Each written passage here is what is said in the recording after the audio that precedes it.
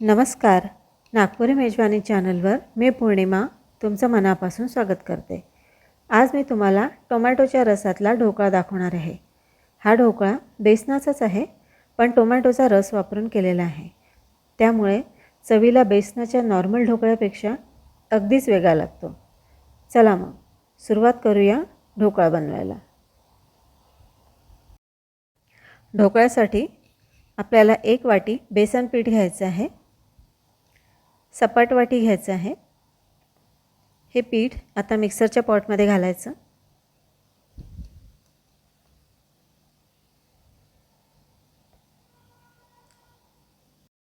त्याच वाटीने पाऊण वाटी टोमॅटोचा रस घालायचा आहे.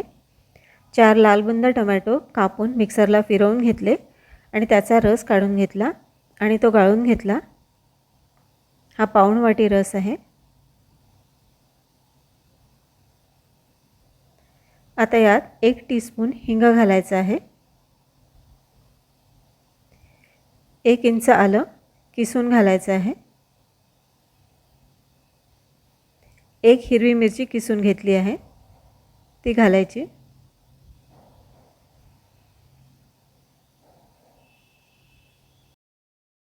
आता 1 सपाट चमचा एवढं सिट्रिक ॲसिड घालायचं आहे.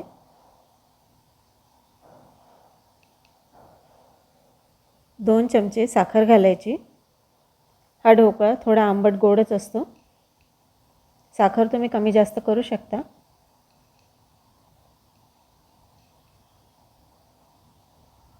चमचाभर मीठ घालायचं.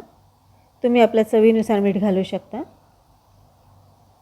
1 टीस्पून एवढं तिखट घालायचं. हे सगळं आता मिक्सरला छान वाटून घ्यायचं. अगदी स्मूथ पेस्ट आपल्याला करायची आहे. असं सगळं मिक्सरला छान बारीक वाटून घेतलं की ढोकळ्याला जाळी खूप छान पडते. हे मिश्रण आता एका पातेल्यामध्ये काढायचं.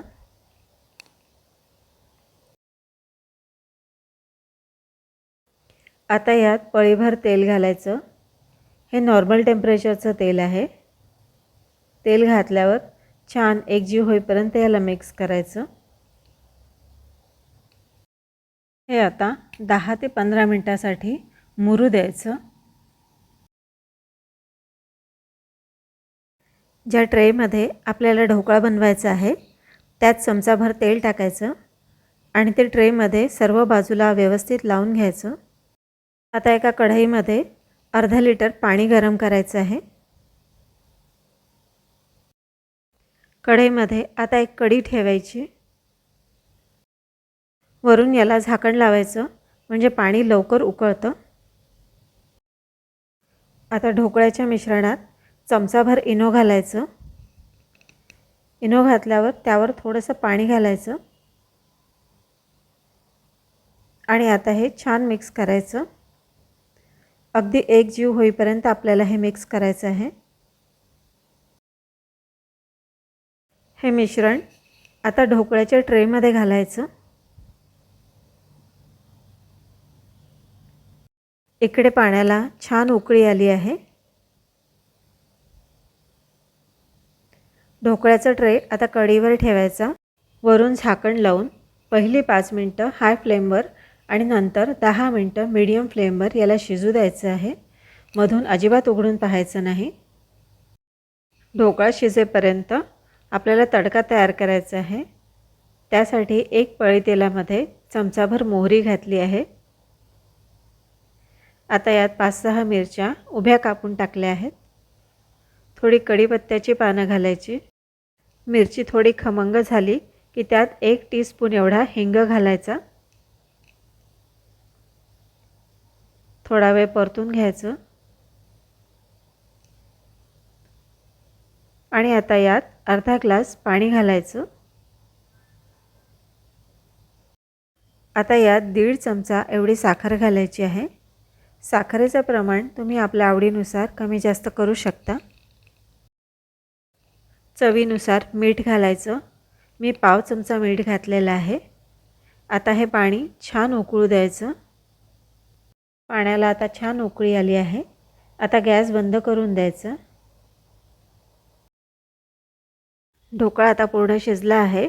त्याला 2-3 मिनटं तसंच राहू द्यायचं आणि नंतर सुरी घालून चेक करायचं. ढोकळा आता पूर्णपणे शिजलेला आहे.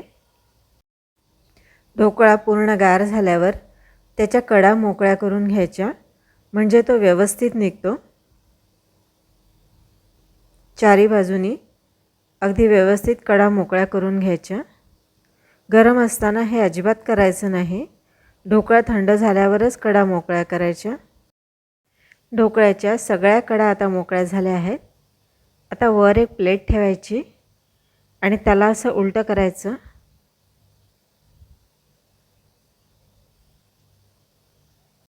सुंदर जाळीदार असा ढोकळा तयार झालेला आहे. टोमॅटोचा रस घातल्यामुळे ढोकळ्याला रंगसुद्धा खूप छान आलेला आहे. आता हा ढोकळा आपण कट करूया. मी जरा मोठे मोठे पीसेस कट करणार आहे, पण तुम्हाला हवे तसे पीसेस कट करू शकता. कापत असतानाच लक्षात येते की ढोकळा अगदी व्यवस्थित शिजलेला आहे आणि स्पंजीसुद्धा झालेला आहे. ढोकळा पूर्णपणे आता कट झालेला आहे. आता यावर आपल्याला तडका घालायचा आहे. या तडक्यात आपण पाणी वापरलं आहे, त्यामुळे ढोकळा नरम राहण्यास मदत होते आणि खाताना ढोकळा अजिबात कोरडा वाटत नाही. हा ढोकळा तुम्ही असाही खाऊ शकता किंवा पुदिना चटणीसोबत. हा अप्रतिम लागतो. तेव्हा अशा प्रकारे टोमॅटोच्या रसातला ढोकळा तुम्ही करून बघा आणि ही रेसिपी जर तुम्हाला आवडली असेल तर लाईक, शेअर, कॉमेंट करायला विसरू नका. चॅनलवर जर तुम्ही नवीन असाल तर सबस्क्राईब अवश्य करा. पुन्हा भेटू नवीन रेसिपीसह. तोपर्यंत गुड बाय.